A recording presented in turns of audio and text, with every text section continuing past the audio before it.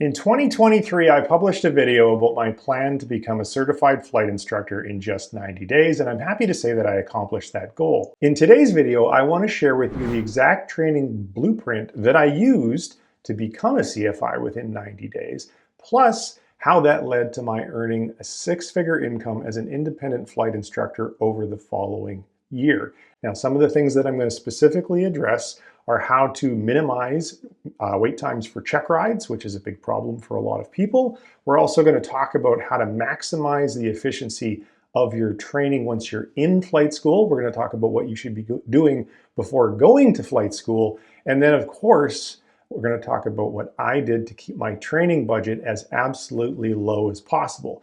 And then finally, if I was doing it all over again today, I'm going to talk about how I would leverage AI to make my training even more efficient and the changes that I would make to my independent flight instructor business to drive the income even higher without working more hours. So if that sounds good and interesting to you, please click that like button, stay with me, and we're going to dive right into it.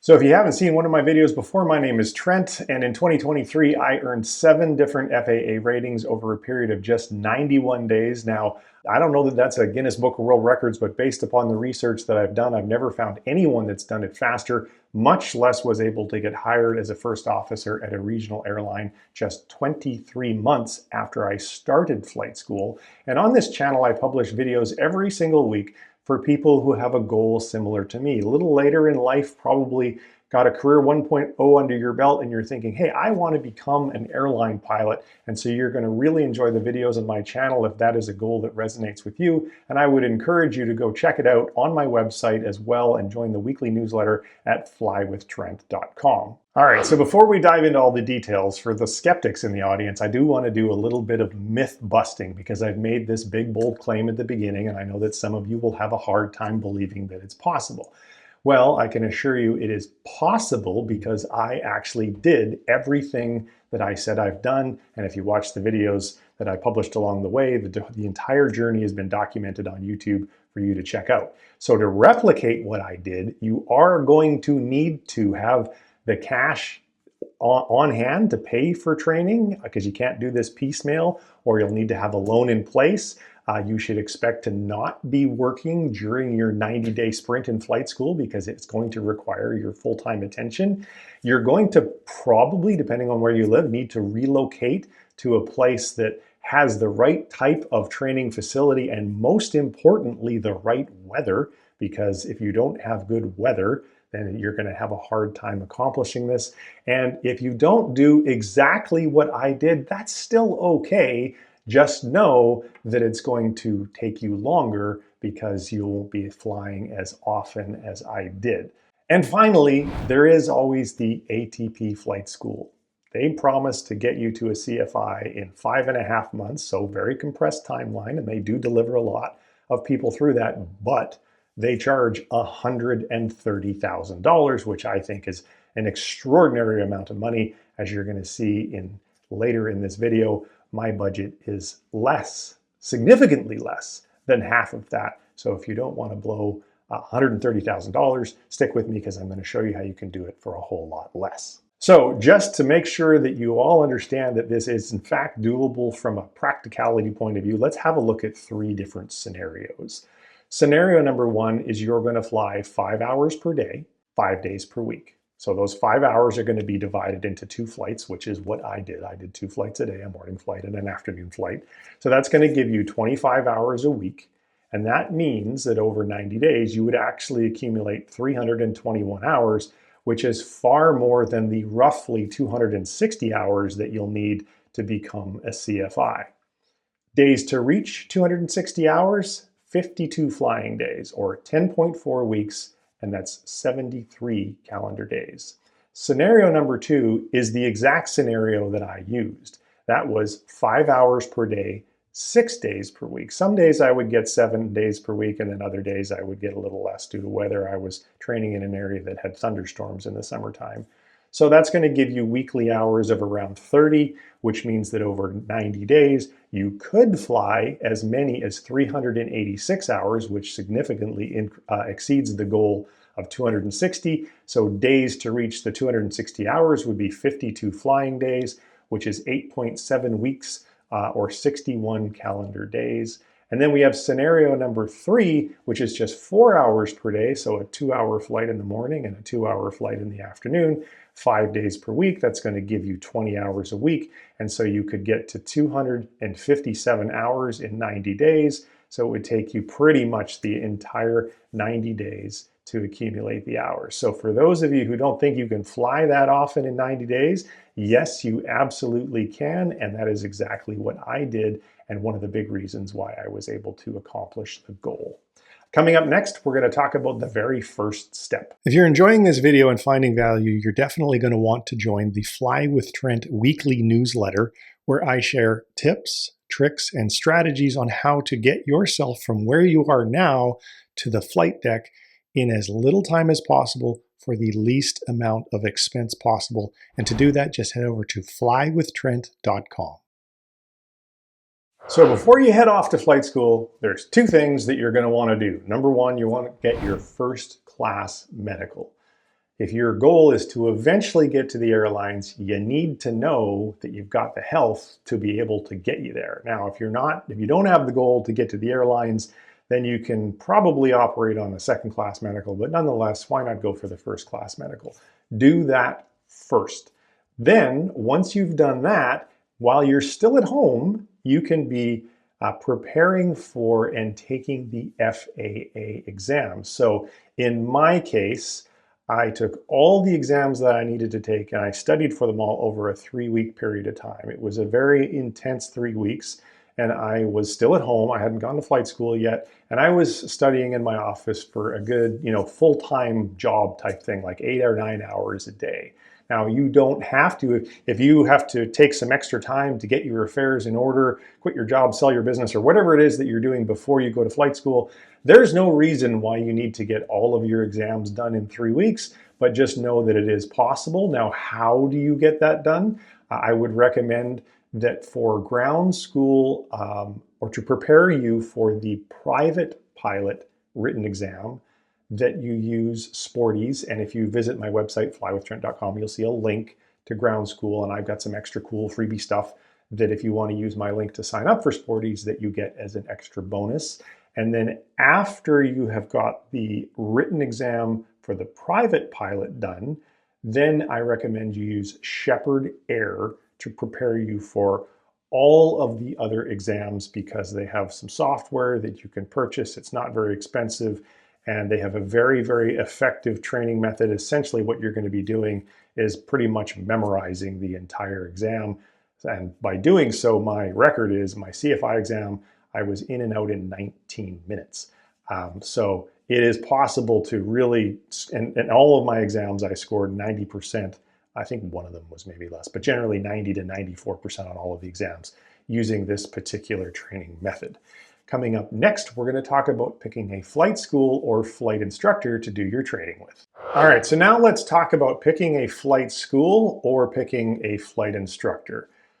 Thing number 1 to know is this: do not pick a Part 141 school. You will not be able to accomplish the goal. Now, there's lots of videos on YouTube, and there's probably some on my channel. If I can find one, I'll link to it in the description, describing the difference between Part 141 and Part 61. Just know this: Part 141 is rigid and inflexible. It might look like you need less hours, but thanks to stage checks and a bunch of other stuff to do with Part 141 schools, you will not be able to accomplish this goal. So do not pick a Part 141 school. Now, the next thing is, when you're looking at Part 61 flight schools, if you don't understand how to pick the correct flight school, and there's actually quite a process that goes into it, and you need to know all the very specific questions that to ask, because if you pick the wrong school that is not supportive of accelerated flight training and the schedule that you need, and they have too many students, and their aircraft are not maintained in the correct way, and blah, blah, blah, blah, blah. Again, you will not be able to accomplish the goal in the time frame that I am describing in this particular video. So I do actually have a training program on that. It's called the Guide to Accelerated Flight Training, and it basically teaches you everything that I learned about picking the exact right flight school, and there'll be a link to that in the pinned comments down below. Then the next option when it comes to picking a flight school is you might not be able to find, depending upon where you live, you might not be able to find a flight school that is going to work for you. So what are you supposed to do then? Well, I have another very good option for you, and it might actually be the best option overall, and that is working with an independent flight instructor. Now, I'm affiliated with a nationwide network of independent flight instructors. They all follow the accelerated flight training model. They all use the 3-hour training block that I pioneered. They all follow a fixed syllabus, and some of them will even come to you. So this can be a far more flexible option. You get one-to-one instruction. You're not sharing the airplane with other people, so chances of it breaking down or going out of service are a whole lot less because it's not getting flown as much every single day, and that can be a big issue. For example, one of my students came from a Part 141 school after getting his private pilot certificate, and he wanted to train with me for instrument and beyond. And I said, why are you switching? And he said, half of my flights get canceled every single week due to a broken airplane, a missing instructor, or minimums that are just too low for me to go flying in that day, because Part 141 schools, thanks to their insurance policy, and this applies to many schools, have extremely conservative minimums, oftentimes too conservatives. So the independent flight instructor route can be very, very viable. And on my website, if you go to flywithtrent.com, you will find a page called the CFI, or find a flight instructor or something like that. I've had a lot of success matching up students with instructors in this particular network, and I'll put a link down in the description, as well as you can just visit my website, and there's a page there where you can learn a lot more about that, how that works. Coming up next, we're going to talk about check rides and how to minimize those delays. So now let's talk about check rides, and more importantly, the delays that are such a hassle for so many people. Now, in my situation, I was very fortunate in that I attended a flight school. Please do not ask me for their name because they do not want to train private pilots. They do not want me to mention their name in my videos because their phone explodes. Their specialty is accelerated CFI training. That's all they want to do. So that's why I'm not sharing the name of the flight school. But nonetheless, thanks to how their school operated at the time, a couple of years ago, and who I was referred in by, who was very friendly with the owner, I was given a pass. They had a lot of DPEs, not on staff, because DPEs don't work for a flight school, but because it was a high volume school pumping out a lot of CFIs every 2 weeks, there was DPEs always there. And so I never had to wait more than a day or two for a check ride. Now, is that an easy option to find? No, but there are other ways to do this. What I recommend is once you've picked your location where you're going to do your training, either with an independent CFI or the flight school, go to the FAA website, get the names of all the DPEs, call them all, ask them if you can buy them lunch, and show them your training plan. Say, I'm going to be training full time. This is when I'm going to start. These are my timelines. What I want to know is, what would you need from me to be able to schedule my check rides in advance and schedule all of them? Now, they might push back or have some resistance to that, which is where you're going to incentivize them.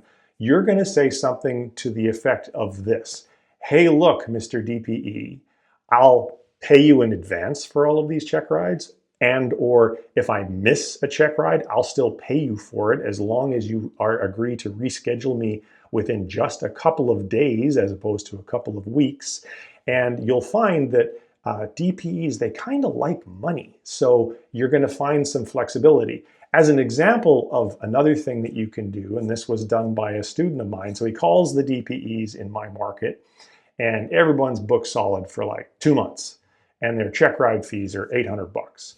So this guy says to the DPE, hey, how about I pay you double your normal fee? I'll pay you $1,600 for my check ride.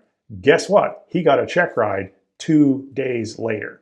So the reason that people are waiting for check rides is they're not being creative. Now you might say, well, I don't want to pay twice the value for my check ride. Okay, so then wait. But what is the opportunity cost to you? Like an extra 800 bucks to not have to wait 2 weeks. Like, who cares? The time value of your money is worth substantially more than the extra 800 bucks you're going to pay to that DPE. So that is my advice on finding DPEs who are going to cooperate with you on minimizing your check ride times. And I'm pretty darn sure if you follow that based upon the story that I just told you, you will find a DPE. And that may also influence the area that you're going to train. You might actually find you've got 2 or 3 locations that have the right weather and the right training facility and so forth. So then you're going to finalize on what location you're going to be in based upon those conversations with the DPEs. Coming up next, we're going to talk a little bit about budget. I wanted to let you know that I've recently started another YouTube channel. It is called Invest with Trent. It is all about investing in commercial real estate, something that I've had a tremendous amount of success doing over the last couple of years. To learn more and join the weekly newsletter, visit investwithtrent.com. So about 2 years ago when I was in flight school, I published a video that goes into great detail on the budget that I used to cover the costs of all of my training. The conclusion of which was I spent about $47,000. Now there's a couple of things that you need to understand. Number one, I got more certifications than I needed. And number two, I started with about 100 hours. So more certifications. To become a CFI, you don't need a multi-engine rating. You don't need a multi-engine instructor rating. And you don't need a CFII certification either, unless you do want to teach people instruments. So if I was to not have paid for those certifications, I would have saved myself about $15,000. So budget for all of this stuff, if you're starting at zero, somewhere in the neighborhood of about $50,000 is going to be more than enough to pay for this. And as I promised earlier in the video, that's a whole lot less than $130,000 that ATP is going to take out of your pocket if you decide to go train with them. So there will be a link to that video down in the description if you'd like to go and watch it. But just know, roughly speaking, that's going to be the budget. Now, what would cause the budget to go up? Well, if you are someone who is not learning as quickly, or you're not flying as often, and so maybe you're forgetting stuff between flights, and so you're kind of having to do extra flights to relearn the things that you've forgotten. So there are ways that the budget's going to get out of control, but it's up to you to make sure that those things don't happen. Coming up next, we're going to talk a little bit about the business of being an independent CFI, and I'm going to share some details of my personal story, as well as what I'd be doing differently if I was doing it again today. All right, now let's talk about the business of being an independent flight instructor. Now, depending upon what your goals are, it can be a great stepping stone. It's pretty much the fastest way to build your time if you're trying to get to the airlines. But if you don't have any desire to get to the airlines, you just want to be a career CFI, it can actually be a very, very lucrative career where you're an independent business owner and you're enjoying life and you're happy, you're up in the cockpit as often as you want to be, and you're making really, really good money. So how does all that work? Well, let's dive into it. First off, I want you to understand this, the traditional hourly billing model, which is what I used at the time, it's not the only way to do this. I've seen CFIs out there who do what they call the fixed price model. So there's one guy in particular, I can't remember his name, but he basically says, I'll take one student at a time. I'm going to charge you $20,000 and you will have a private pilot certificate within 4 weeks. So what you have to understand when you look at something like that is 2 things that are really important. Number one, when you charge a fixed price for a certain outcome, your effective hourly rate ends up going up quite a bit. That's, for example, is why the flight school that I attended a couple of years ago, that's why they charge a fixed price for their accelerated CFI program, because their hourly rate if you figure out how many hours you're getting in the airplane for that fixed price, equates to like almost $700 an hour. Whereas if they were advertising, come train with us for $700 an hour, nobody would sign up. So offering these fixed price programs can be very, very good. So thing number two is there are always people who value their time more than their money because they have lots of money. So those are the type of people that that type of billing model can work very, very well for. They want to get to an outcome in the shortest amount of time possible, and they don't want to feel like they're getting nickel and dimed along the way. They're just going to cut you a check for 20 grand. Well, think about that. One student per month, $20,000 a month income. That's $240,000 a year as an independent CFI, which if you said to most people walking around on the street, I'm going to make $250,000 a year as an independent CFI, they would laugh at you. And they would laugh at you because they are not business people. They don't understand that there are other options available besides the hourly billing model.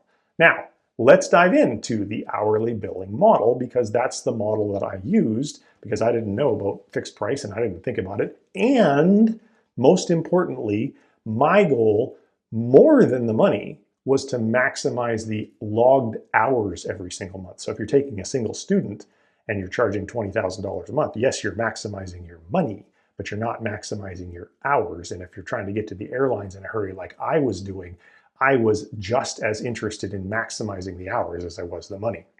So I charge $75 per hour. So we've got three scenarios to look at. Scenario number one is you're 1/3 booked. In the 1/3 booked scenario, you're going to assume that you're going to bill 3 hours a day, because I recommend you train everybody in 3-hour training blocks. It gives you enough time to get a 2.5-hour flight with a little briefing at the beginning and a little bit of a debrief at the end. So if you're doing 3 hours a day, 5 days a week at $75 per hour, that's weekly revenue of $1,125, that's monthly revenue of $4,875, and that's annual revenue of $58,500. Now, 1/3 booked per day is not very hard to do. It's really just one student. So now let's talk about 2/3 booked per day, or 2 students. Now you're going to bill 6 hours a day, 5 days a week at $75 an hour. Your weekly revenue is going to be $2,250, monthly revenue of $9,750, and annual revenue of $117,000. I think for the vast majority of people, this is the most realistic of the scenarios. That's almost exactly what I earned as a CFI in the year that I was there. I think I earned like $113,000 or something like that.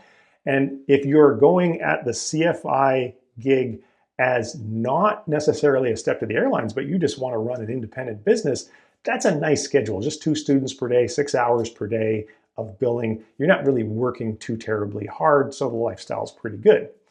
In my case, I was fully booked. So that meant 3 students per day, which meant 9 hours per day. So 9 hours per day, 5 days a week at $75 an hour, which is what I did virtually week after week after week.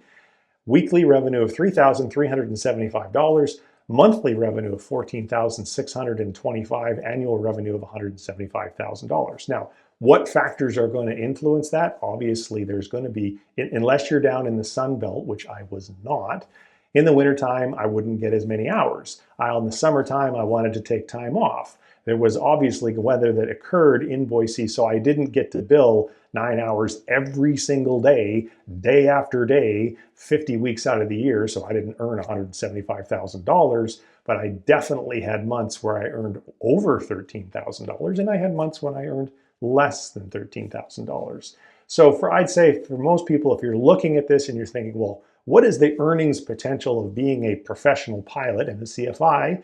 You get paid to fly, so you are a professional pilot. The middle scenario is probably the most likely if you're using the hourly billing model. On the other hand, if you're using the fixed price model, you can earn a whole lot more while actually working less. And as I mentioned earlier, if your goal is not to get to the airlines and you're not in a hurry to build time, that can be a very, very lucrative way to do it.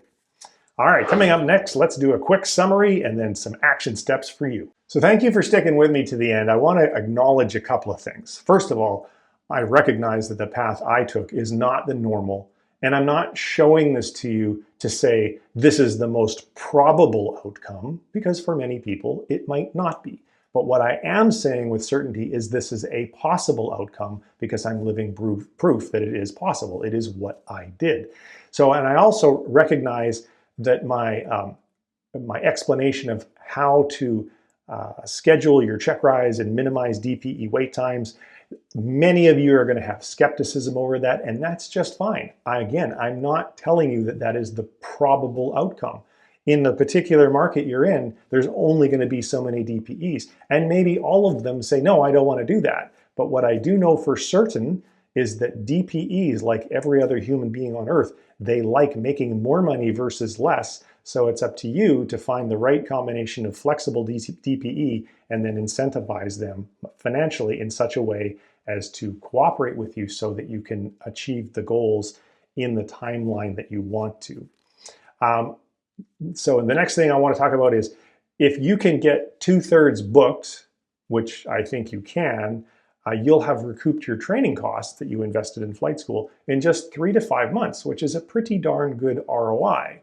In my case, my goal was to get to the airline, so I chose the hourly billing model, and I was able to go from the roughly 260 hours that I had when I graduated flight school to the 1,500 hours I needed to get hired by a regional airline in just 12 months. And then unfortunately, and if you saw earlier videos about this, halfway through my airline flight training, I had a health issue which cost me my medical, which is why I'm grounded at the time of the recording of this video. But I have been through the health procedures and I don't have cancer anymore. And now I'm on the road to recovery and I will get my medical back and I'll go back and I'll get to the airline and I'll finish all the whole story. But nonetheless, if you're wondering like, hey, why isn't he flying for the airlines yet? That's why. Number 4 is, or number 3, number 4, whatever point we're on, I want to explain that, or just summarize it. Being an independent CFI, it can be a really great career 2.0. I've had many people here on the channel say, you know, I'm 50 whatever or 60 whatever, and I don't ever have any interest in going to the airlines, but I'm sick of doing what I'm doing, and I'd rather fly around on an airplane all day, every day. And if you can do that and make $100,000 to $200,000 a year, there's not a lot wrong with that. So to keep that in mind. And finally, if you are focused on getting to the airlines, being a CFI, it's the fastest way to build your time. Might not be the most interesting in terms of the planes that you're flying because you're predominantly going to be flying around little airplanes. But you could, as an independent CFI, you could also mix that up with some contract flying or maybe part-time work at a 135 operation. All of those things are available to you because you're working for yourself as opposed to working for a flight school. If you work for a flight school as a CFI, all the power to you. Life is not going to be so good because they're going to run your schedule, they're going to work you like a dog, and they're going to pay you absolute peanuts, which is not a good trade in my opinion.